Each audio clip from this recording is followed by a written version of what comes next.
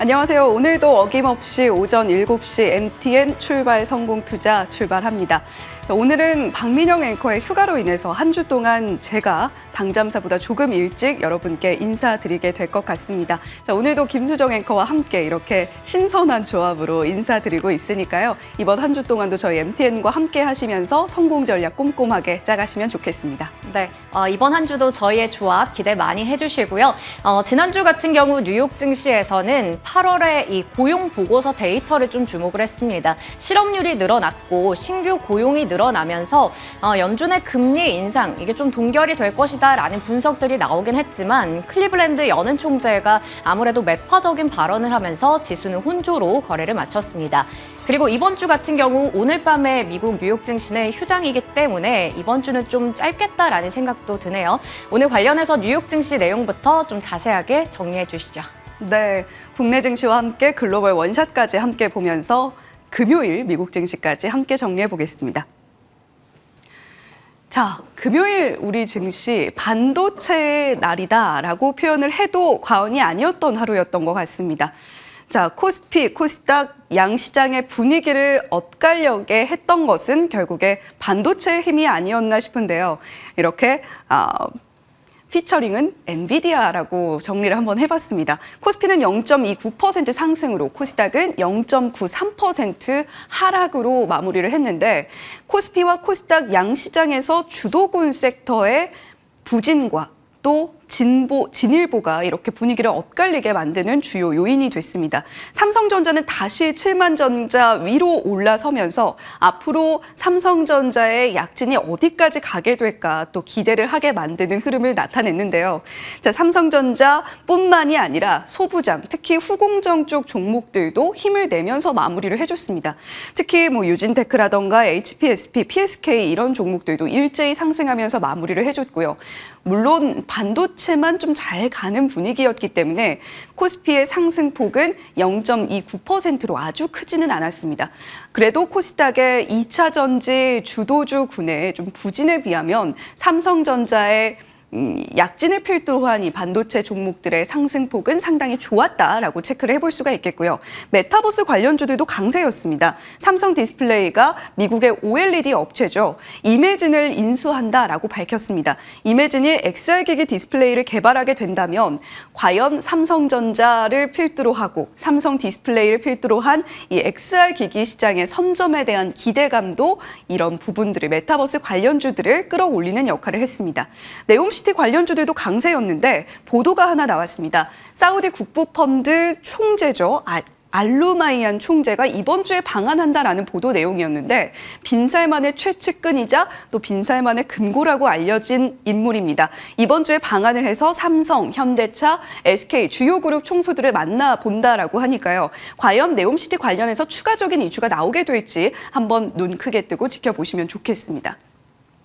글로벌 원샷으로 미국 증시도 체크해 보겠습니다. 미 증시는 혼조세로 마무리를 했는데요. 다우존스 지수, S&P 500 지수가 상승으로 마감을 했다고는 하지만 그 상승폭은 크지는 않았습니다. 특히 다우존스 지수가 그래도 버텨줬다라는 점에서 대형주들이 지수를 받쳐줬다라고 이해를 해보시면 되겠는데 지표도 나왔고 연준 인사의 발언도 나왔습니다. 지표는 실업률은 조금 높게 나오면서 예상치를 상회하게 나오면서 고용시장이 좀 식어가나라는 포인트를 잡게 했지만 또 8월 비농업 고용지수 같은 경우는 예상보다 좀 높게 나왔습니다.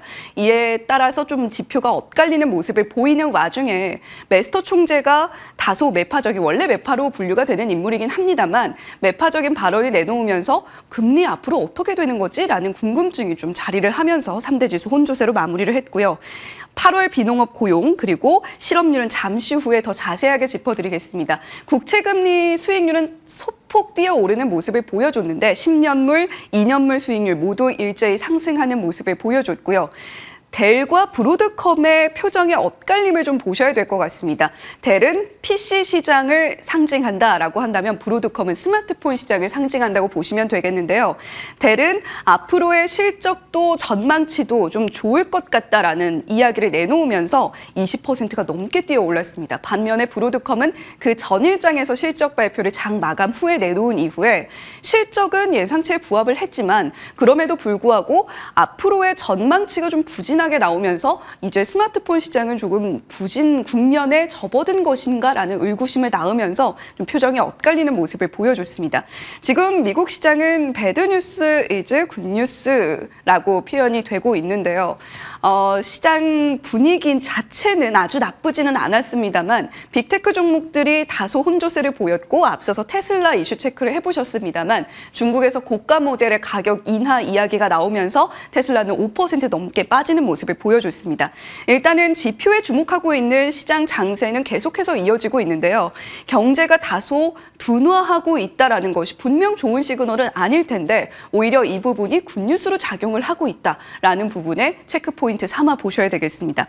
로레타 메스터 총재의 발언 한 번 더 짚어보죠. 고용시장 여전히 강하고 실업률 3.8% 여전히 높은 수준 3.8%는 여전히 연준의 예상치보다는 낮은 수준에 머물러 있다라는 이야기를 내놨습니다. 이에 따라서 패드워치는 일단은 9월 동결 확률을 높게 잡고는 있는데 연내 추가적인 금리 인상에 대한 불안감은 여전히 상존하고 있고요. 그리고 금리 인하 시점이 과연 언제가 될 것인가 이 부분에는 여전히 의구심을 남기고 있습니다.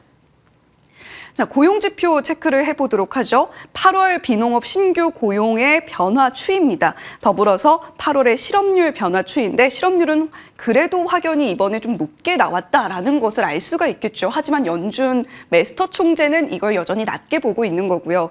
비농업 신규 고용은 예상치는 17만 명이었는데 발표치는 18만 7천 명가량으로 집계가 됐습니다. 이전치와 똑같은 모습을 보여주기는 했는데 이 발표치가 조금 높게 나왔다는 부분에 시장이 조금 불안감을 느끼다가요. 실업률이 예상치를 상회하게 나왔다라는 부분들에 시장은 좀 집중을 했습니다. 평균 임금도 예상치를 좀 밑도는 수준으로 나오면서 평균 임금이 좀 내려가는 모습을 보여줬다라는 모습은 저희가 체크를 할 수가 있었습니다만 그럼에도 불구하고 지표가 확연하게 경기 둔화를 나타내는 것은 아니라는 점에서 조금은 불안감을 느꼈던 시장의 흐름이었습니다. 자, 제조업도 한번 살펴봐야 될 것 같습니다. 여전히 위축 국면에 머물러 있는데 제조업 지표를 볼 때 우리가 50이라는 숫자를 상당히 중요하게 봅니다. 50을 넘어가면 제조업이 활황을 띠고 있다는 거고요. 50 아래로 내려가면 위축 국면에 있다는 건데 먼저 ISM 공급관리자협회에서 발표한 PMI입니다. 발표치가 47.6으로 나왔고요. 예상치를 상회하게 나왔습니다. 하지만 이럼에도 불구하고 여전히 위축 국면이라는 점에 시장은 집중을 하고 있고요. 그리고 S&P 글로벌에서도 내놨는데 8월 PMI 47.9로 ISM의 발표치보다는 소폭 높기는 했습니다만 전월치 49에서 떨어졌다라는 점 그리고 여전히 50 아래라는 점이 시장에 여전히 제조업은 좀 위축돼 있다. 하지만 이런 지표를 오히려 시장에서는 배드뉴스 이즈 굿뉴스 관점에서 경기 둔화 시그널로 보고 이제 금리 인하 쪽으로 또는 금리 동결 쪽으로 가지 않겠냐라는 쪽에 조금 더 베팅을 하고 있는 겁니다. 자, 그리고 국내 쪽으로 좀 넘어와 보겠습니다. FTSE 편입 편출 종목들이 많이 바뀌었습니다. SGX, 아시아 샤리아, 싱가포르 위에서 지금 편입 편출 종목들 에코프로, 포스코 인터내셔널이 편입이 됐고요. 편출 종목은 LG 생활건강 최근에 흐름이 좀 좋았는데 편출 종목 리스트에 들어가게 됐습니다. 글로벌 에쿼티, 멀티내셔널, 로컬 그리고 MPF 올월드까지 편입 편출 종목들 목록 정리를 해드렸으니까요. 한번 체크해 보시면 좋겠습니다.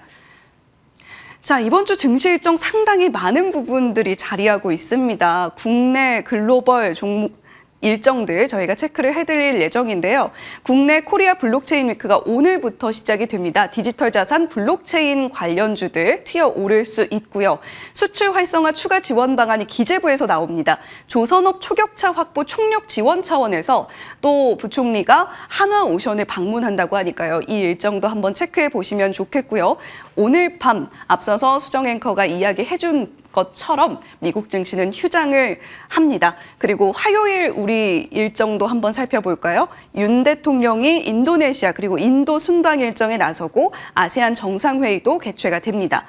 미국에서는 7월 제조업 수주, 7월 내구재 주문이 나오고 유로존의 PPI도 나오니까요. 유럽의 경제 국면은 어떤지도 한번 체크해 보시면 좋겠고, 엔비디아는 초거대 언어 모델 온라인 개발자 밋업 AMA도 진행을 하게 될 예정입니다. 자, 관련해서 국내 일정과 관련해서 완성차, 자동차 부품, 그리고 2023 가스테크 일정이 있기 때문에 LNG 발전, 탄소 배출권 관련주들도 한번 체크해 보시면 좋겠고요. 수요일은 브로드컴 제재 심의가 공정위에서 나옵니다. 그리고 JYP 엔터테인먼트의 스트레이키즈 미니 앨범 발매를 하니까요. 엔터주들 조금 튀어오를 가능성도 있겠습니다.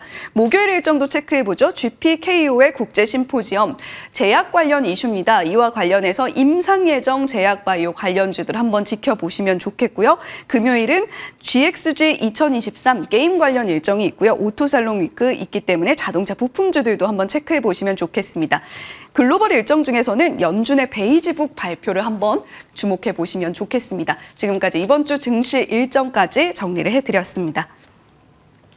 자, 이렇게 우리 일정 그리고 글로벌 일정까지 이번 한 주 정말 꽉꽉 들어차 있습니다. 자, 그런 만큼 산업 이슈들 더욱더 꼼꼼하게 체크를 해봐야 될 것 같은데요. 한 주를 시작하는 월요일인 만큼 저희 더욱더 자세하게 짚어주시면 좋을 것 같습니다. 네. 9월의 첫 거래일에 삼성전자 관련해서 정말 많은 이슈가 나왔습니다. 그러면서 삼성전자가 증시를 어느 정도 견인했다라고 볼 수 있을 텐데요. 오늘 자세하게 짚어보도록 하겠습니다. 자, 먼저 가장 기본적으로 우리가 알고 있어야 하는 내용부터 간단하게 훑도록 하겠습니다. 이 엔비디아 같은 경우 챗 GPT 같은 생성형 AI 서비스가 이용하는 GPU를 생산하는 업체입니다. 그렇기 때문에 지금 이 AI 관련해서 반도체로 최선호주로 꼽히고 있는 상황이고, 올해 들어서 주가가 폭발적으로 올랐죠.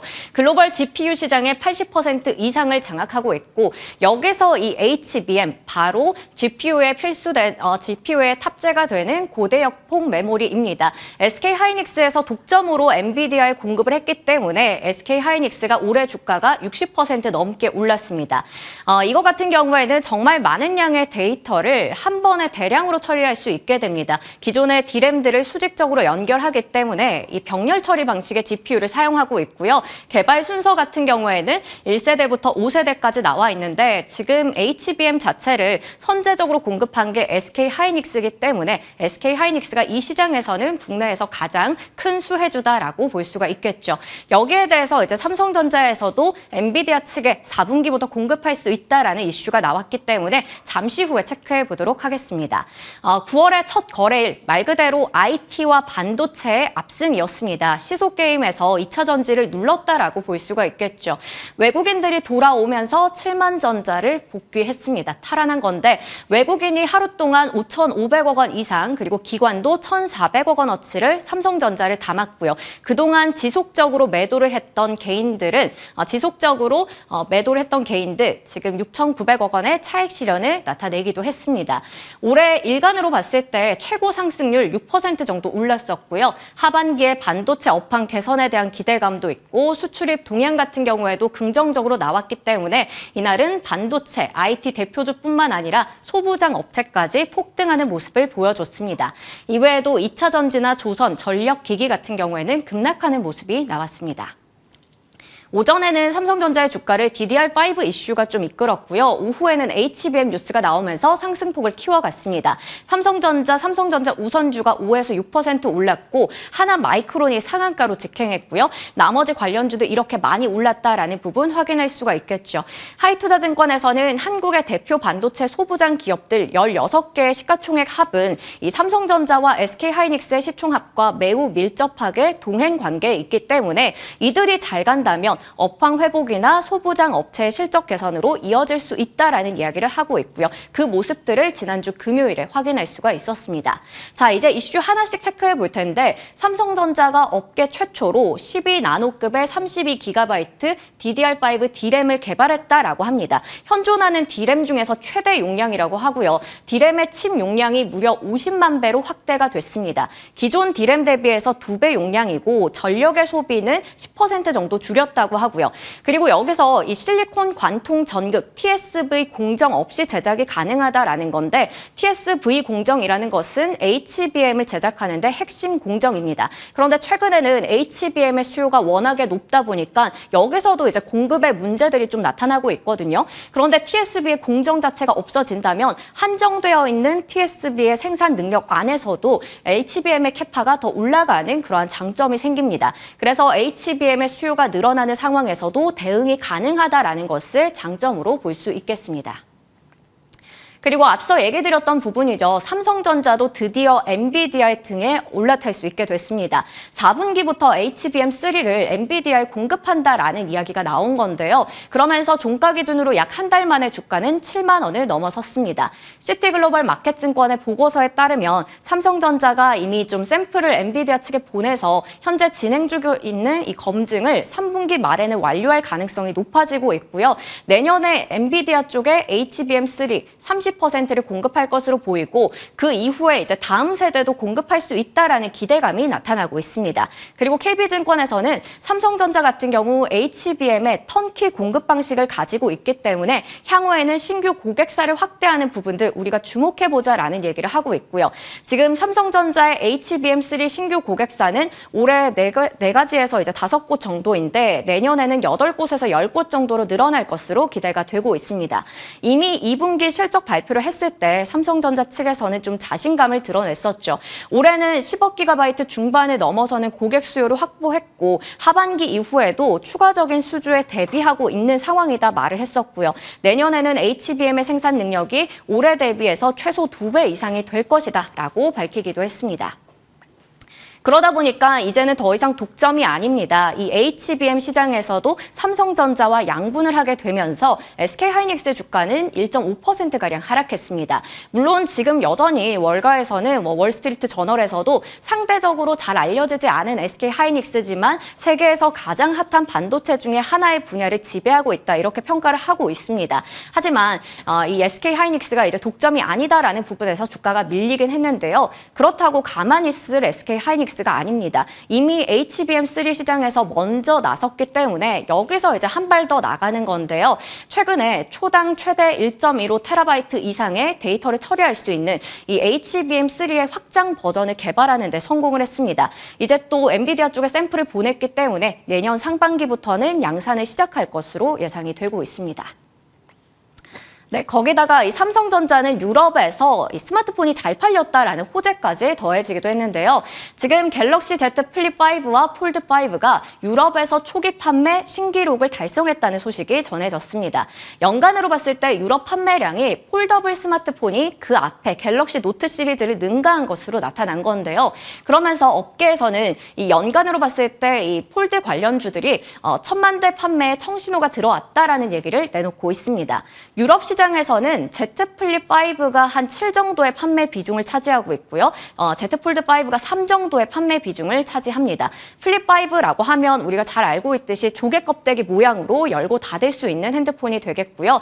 커버 스크린, 플렉스 윈도우, 그리고 플렉스 캠 등을 누릴 수가 있습니다. 그라파이트나 민트 색상이 유럽에서 선호되는 색상이고요.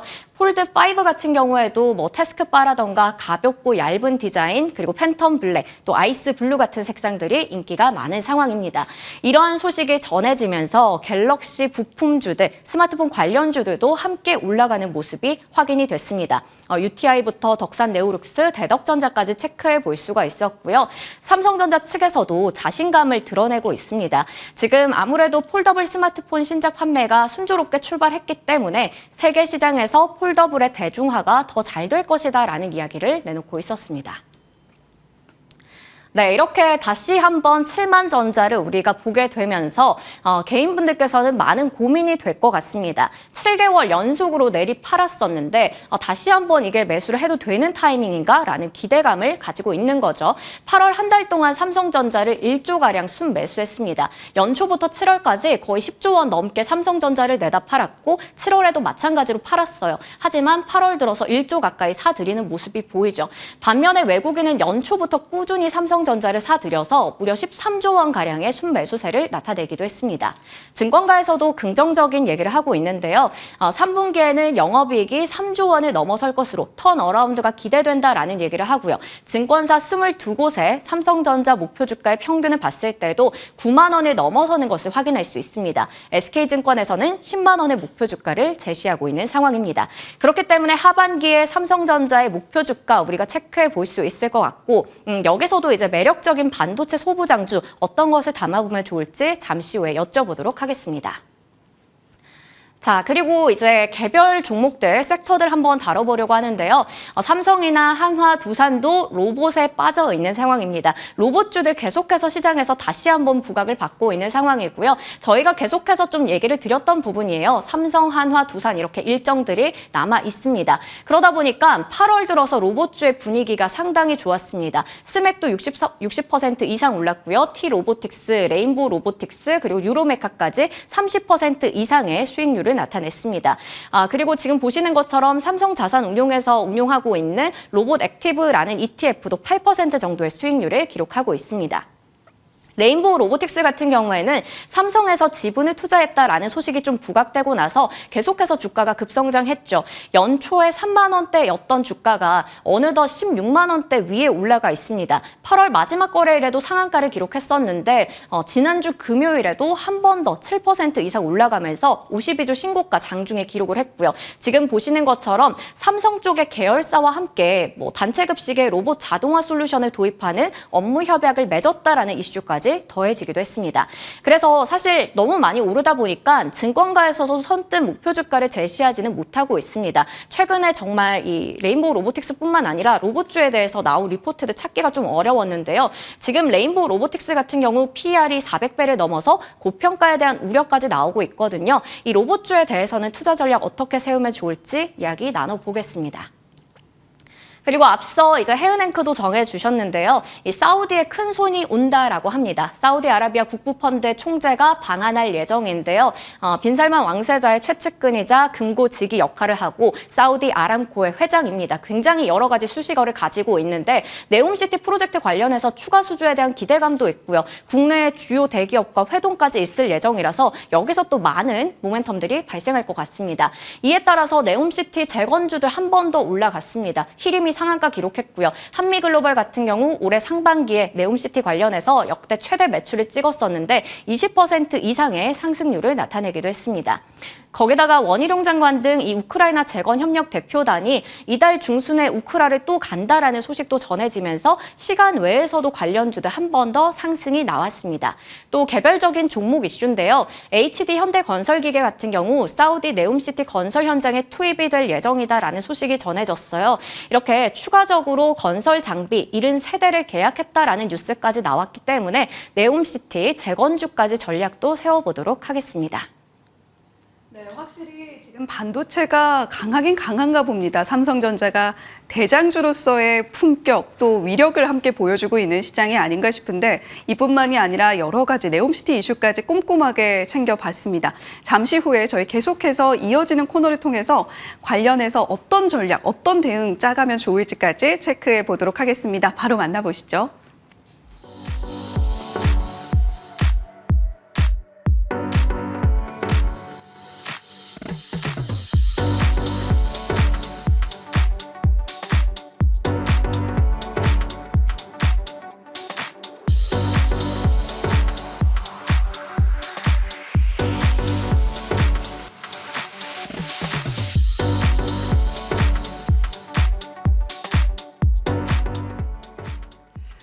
네, 계속해서 주목해야 될 이슈 이분과 함께 짚어보도록 하겠습니다. 이스토리 유창희 본부장님과 함께 짚어보고요. 그리고 전략까지 세워보겠습니다. 안녕하세요. 안녕하십니까. 네, 한 주를 시작하는 월요일이기 때문에 더욱더 꼼꼼한 전략이 필요할 것 같습니다, 본부장님. 자, 지금 시장 이야기 좀 해봐야 될 것 같은데 저희 지난주 금요일 시장을 보면 확실히 반도체가 대장이었어요. 네. 이제 시장 전략 어떻게 가져가면 좋을까요? 시장을 일단은 조금 9월 초가 좀 기대가 좀 되는 형식으로 출발하는 것 같아요. 그러니까 그 지지난주에 그 잭슨홀, 그러니까 엔비디아 잭슨홀 미팅 이후에 뚜렷한 이제 악재는 어느 정도 이제 불확실성이 좀 해소가 된 측면이 좀 있고요. 이게 뭐 좋은 건지 나쁜 건지 모르겠습니다만 어쨌든 미국 증시가 고용이 좀 둔화되고 있다라는 어떤 것으로 인해서 조금 금리가 좀 안정세를 띠다 보니까 지난 한 주만 본다라면 어떻게 보면은 그 8월 한 달 강하게 조정을 줬었던 것을 일주일 만에 거의 되돌림을 주다시피 했기 때문에 8월 증시가 미국 증시를 보면은 한 2% 정도 조정으로 마감을 시켰습니다. 그러다 보니까 이제 우리나라 증시도 혹은 우리나라뿐이 아니라 글로벌 증시가 조금은 안정적인 모습을 좀 띄었다라고 보고 있고요. 특히 우리나라는 이제 8월 17일 정도까지는 가격 조정이 나오고 나서 기간 조정을 줬죠. 그러면서 이제 다시 2,500 한 70포인트대까지 올라왔기 때문에 여기서 뭐 별도의 뭐 악재는 없다라고 좀 본다라면 전 증시는 좀 완만한 상승세가 다음 주까지 좀 이어질 수 있지 않을까. 그러면은 다시 한번 박스권 상단인 2,600 한 50포인트까지는 모르겠지만 2,600 한 30포인트 정도까지의 상승은 좀 열려 있지 않을까 생각을 좀 하고 있습니다. 그래서 뭐 반도체라든지 혹은 뭐 자동차 뭐 이런 종목군들 중심으로 해서 어떤 반등세를 좀 대비하실 필요가 있지 않을까 판단을 좀 하고 있습니다. 네, 금요일 시장 이야기를 하노라면 삼성전자 이야기를 안 할 수가 없는 것 네. 같습니다. 우리 시장의 맏형 노릇을 금요일은 톡톡히 해주지 않았나 싶었는데 삼성전자 잠시 후에 또 창의픽으로 가져오신 걸로 알고 있습니다. 잠시 후에 더 자세하게 이야기 나눠보도록 하겠고요. 자, 지금 뭐 미국 시장 분위기랑 이런 것들 전반적으로 짚어주셨는데 저희 앞서서 투자뉴스 7 브리핑 통해서 수정 앵커가 또 이야기를 했습니다. 네옴시티 이슈도 있고요. 로봇 이슈도 있고요. 일단 시작하는 9월 선점한 이슈들이 상당히 많이 자리하고 네. 있는데 어떻게 좀 대응을 해보면 좋을지 그 부분도 상당히 궁금합니다.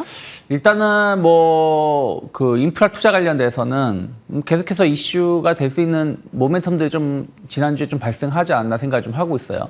일단은 그 사우디 국부펀드 총재가 방한을 하죠. 다음 주쯤에 방한을 하는 걸로 이제 기사를 봤는데 뭐 또 다시 한번 어쨌든 사우디 관련돼서 뭐 주요 인사가 온다라면 뭐 네옴시티 어떤 기대감들이 또 관련된 주가를 끌어올릴 수 있다 생각을 좀 하고 있습니다.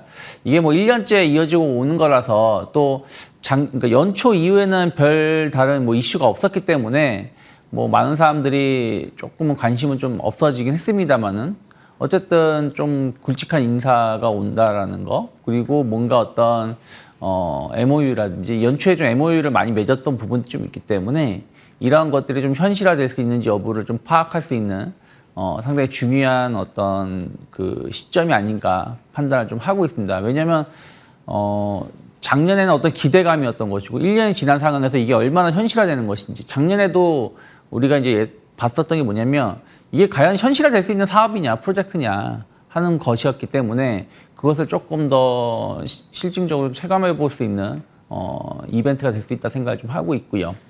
그리고 이제 그 예산안, 지금 예산안 편성이 지금 계속 국회에서 논의 중인데 내년 SOC 예산이 1조 1천억 정도 증액된 한 26조 원 정도 편성을 할 것으로 예상을 좀 하고 있거든요. 그럼 이러한 부분들도 국내 관련된 기업들이 좀 반사이익을 누릴 수 있는 부분들이 있다 생각을 좀 하고 있습니다. 특히 이제 경기가 좀 안 좋다 보니까 SOC 중심으로 해가지고 예산을 좀 확대하고 있다는 부분들이 조금은 기대감을 좀 가져갈 수 있다는 것이죠. 그런 부분들도 좀 긍정적인 역할을 해줄 수 있다 생각을 좀 하고 있고요. 뭐 러우 전쟁은 언제 끝날지 지금 모르는 상황에서 뭐 계속 뭐 잊을만 하면 나오는 게 우크라이나 재건 관련된 이슈입니다.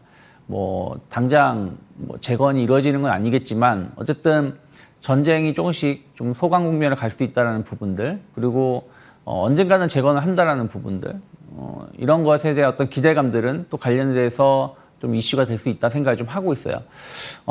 관련된 섹터들, 기업들 좀 보신다라면, 초반에는 항상 뭐 건설 관련된 기업들이 반응을 보여줬지만 올해 같은 경우는, 작년에는 건설 관련된 기업들이 주가 상승이 좋았고, 올해만 본다라면 약간 이제 스마트 팩토리라든지 뭐 AI 관련된 부분들 이런 쪽이 좀 부각을 받으면서 관련된 기업들이 좀 반응을 보여줬었습니다.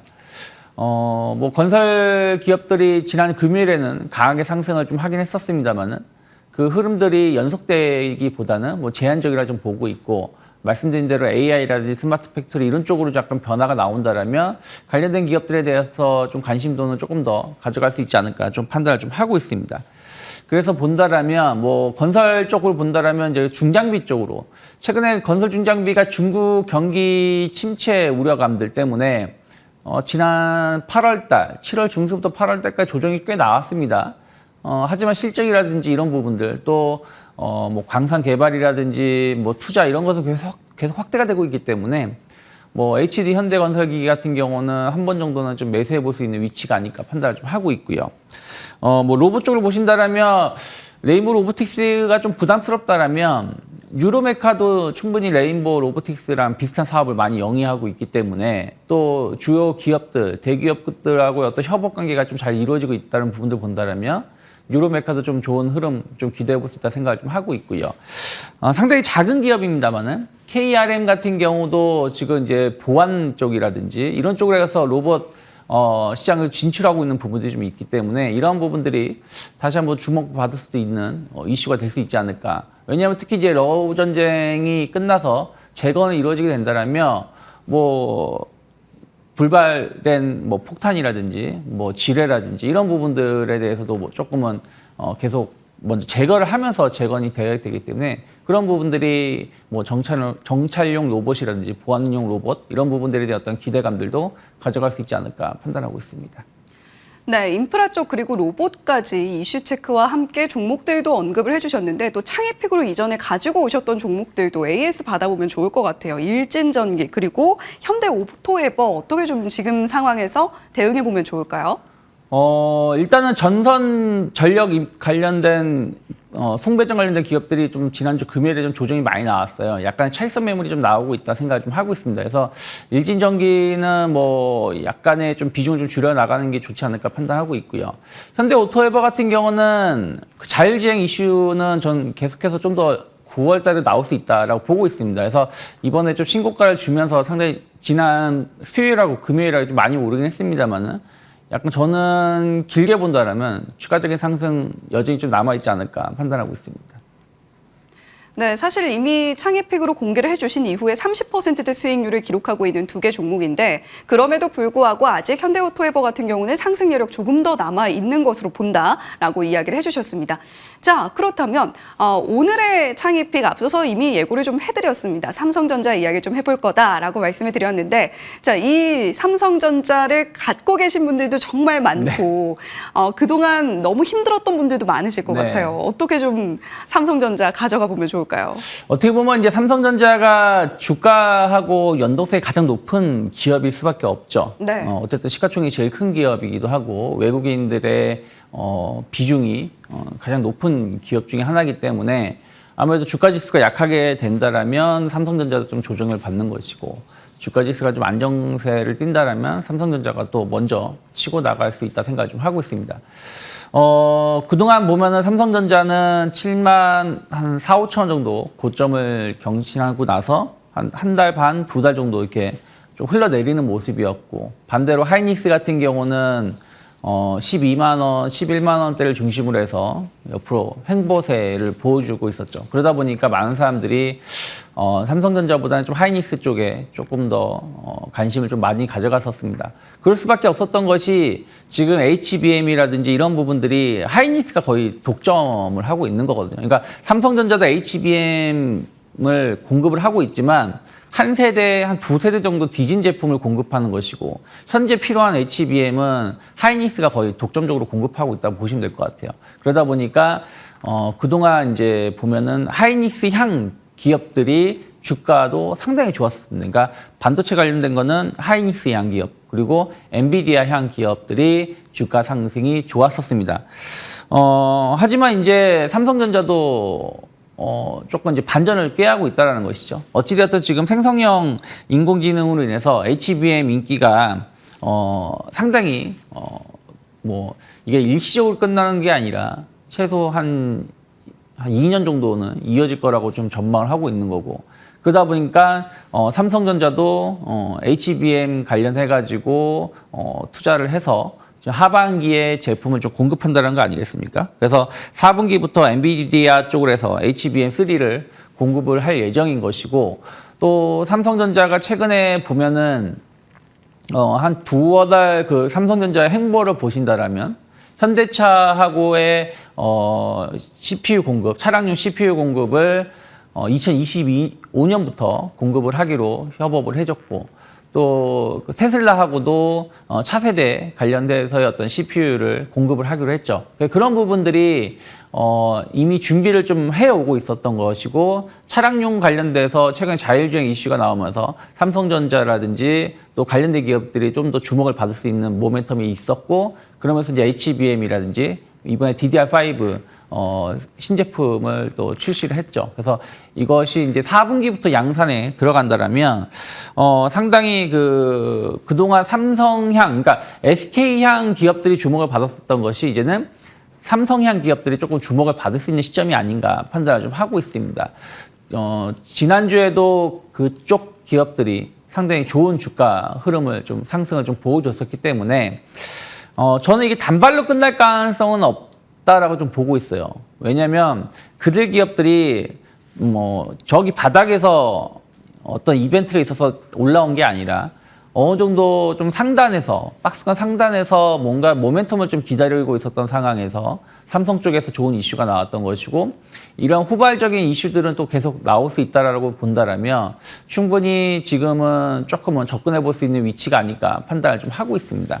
그래서 일단은 뭐 심텍이라든지 TLB, 뭐 주성 엔지니어링 같은 기업들 좀 의미 있게 보실 수 있다 생각하고 있고 특히 TLB 같은 경우는 DDR5 관련돼서 제품을 좀 공급을 하는데 그동안 이제 그 2분기 때까지 매출 비중을 보신다라면 서버형 매출 비중이 상당히 높았었습니다. 근데 뭐 엔비디아 실적을 보시면 아시다시피 서버형 관련된 매출이 뭐 급성장했었던 부분들이 좀 있기 때문에 이러한 부분들 관련해서 충분히 시장에서 다시 한번 재평가 받을 수 있는 기업이 아닐까 생각을 좀 하고 있고요. 저 주성 엔지니어링은 그동안 이제 하이닉스 쪽에 매출 비중이 좀 많았었는데 이미 거기서 실력이 확인되었기 때문에 삼성 쪽으로 매출이 충분히 더 들어갈 수 있다 생각을 좀 하고 있습니다. 주가도 역시 그런 부분들을 좀 기대감으로 좀 가져가고 있지 않나 판단하고 있습니다. 네, 우리 증시의 맏형 역할을 톡톡히 한 삼성전자, 지금 HBM이 정말 핫하긴 핫한 것 같습니다. SK 하이닉스와의 이 미묘한 경쟁 구도 안에서 어떤 종목들이 소부장 종목으로서 또 탄력 받아갈 수 있을지 그 부분까지 체크를 해주셨는데요. 자, 또 창의픽으로 공개를 해주셨던 종목입니다. 에로티베큐이 71.2% 수익률 지금 화면으로 만나보고 계신데 이 종목 같은 경우는 신고가 또 경신하는 모습을 보여줬어요. 네. 지금 현재 구간에서 어떻게 대응해 보면 좋을까요? 그때 이제 에로티베쿰을 이제 말씀드릴 때 이제 그 클린룸 드라이룸 시장이 좀 성장하고 있다라고 말씀을 드리면서 뭐 에로티베쿰을 좀 말씀드렸었는데 지금 에로티베쿰은 여전히 추가적인 상승 모멘텀은 전 충분히 남아있다 생각을 좀 하고 있습니다. 특히 그 태양광 쪽으로 해가지고 어떤 기대감들도 계속 가져갈 수 있기 때문에 저는 최근에 조금 그러니까 그 8월 초까지 상승하고 나서 행보를 주고 나서 지금 다시 좀 올라오 추가적인 상승 랠리를 좀 보여주고 있는 것이기 때문에 아직은 이쪽에 대한 어떤 관심도를 조금 더 가져갈 수 있지 않을까 좀 판단하고 있습니다. 네, 에로티베쿰 이미 수익 충분히 드리긴 했습니다만 추가적으로 관심 계속해서 가져갔으면 한다라는 이야기까지 전해주셨습니다. 지금까지 이스토리 유창희 본부장님과 함께 이야기 나눠봤습니다. 오늘 말씀 고맙습니다. 고맙습니다.